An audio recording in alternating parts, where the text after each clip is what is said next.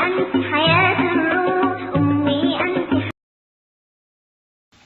اگر آپ اپنے گھر سے تنگ ہیں، گھر والوں سے تنگ ہیں، ہاسٹل میں تنگ ہیں، سسرال میں تنگ ہیں، کسی جاب سے تنگ ہیں، تو کیا کریں؟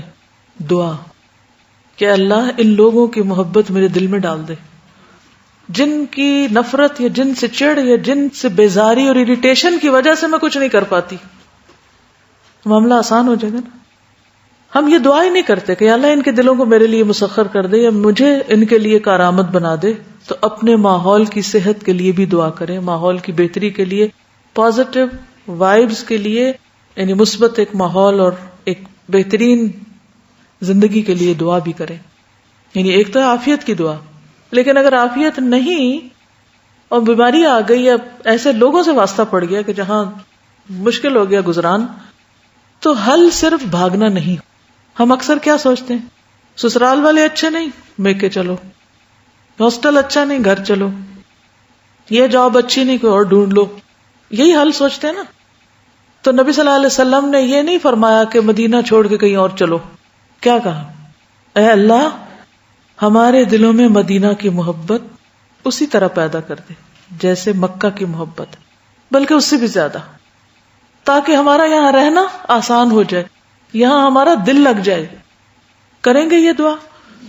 کیونکہ کچھ چیزیں ہم چینج نہیں کر سکتے، کچھ چیزوں سے نہیں بھاگ سکتے، اور ضروری نہیں کہ جہاں سے بھاگ کے جا رہے ہیں جہاں جائیں گے وہاں بھی وہی ہوگا. وہاں بھی اگر یہی کچھ ہوا تو بھاگنے کا کیا فائدہ؟ الم تر الی الذین خرجوا من دیارہم وہم الوف حذر الموت فقال لهم اللہ موتوا. وہاں بھی موت آ جائے گی، وہاں بھی جس سے بھاگے وہ چیز کیا پتہ سامنے ہو، پھر وہی آ جائے. تو بہتر ہے اسی کی تبدیلی کی دعا کریں کہ اللہ اسے ٹھیک کر دے. شوہر کی طرف سے تنگی ہے، بچوں کی طرف سے تنگی ہے، وہ پریشان کرتے ہیں، سسرال تنگ کرتے ہیں، ہمسائے برے ہیں، کچھ بھی. تو ایک لسٹ بنائی کون کون مجھے تنگ کرتا ہے، میں کس کس سے پریشان ہوں، جو میری صحت خراب کر رہے ہیں. عام طور پہ آپ دیکھیے کہ جب صحت کی باتیں پڑھتے نا تو وہ صحت کے اصولوں کی کتابیں، وہاں یہ نہیں ہوگی جو ہمیں قرآن و سنت سکھا رہا ہے. وہاں یہی باتیں ہوں گی کہ ایکسرسائز کریں، اور وہ چیزیں بھی ٹھیک ہیں، غذا کا خیال رکھیں، پانی اتنے گلاس روز پئیں، یہ کریں اور یہ کریں. لیکن دعا کا پہلو مسنگ ہے کہ ہر ٹیڑھے انسان کے لیے دعا کریں کہ وہ آپ کے لیے سیدھا ہو جائے، تاکہ آپ کی زندگی آسان ہو جائے. یا یہ کہ آپ کے دل سے وہ نکل جائے، بوجھ اتر جائے، اور آپ اس کی طرف سے بے فکر ہو جائیں، تاکہ آپ سکون سے کچھ کر سکیں. ورنہ اگر ساری زندگی اگر آپ دیکھیں صبح سے شام تک آپ صرف اس پریشانی میں کہ یہ شخص کیا کر رہا ہے میرے ساتھ اور میں نے اس کو کیا جواب دینا ہے، اور اس نے میرے ساتھ یہ کیا تو میں ایسے پیش آؤں گی، کیا یہ آپ کے ایک دن کا ایک پروڈکٹیو استعمال ہے؟ یعنی آپ ایک دن میں پروڈکٹیو ہو سکتے؟ ان سوچوں کے ساتھ، اس انتقامی رویے کے ساتھ اور اس قسم کی نفسیات کے ساتھ آپ کبھی بھی کچھ نہیں کر سکتے.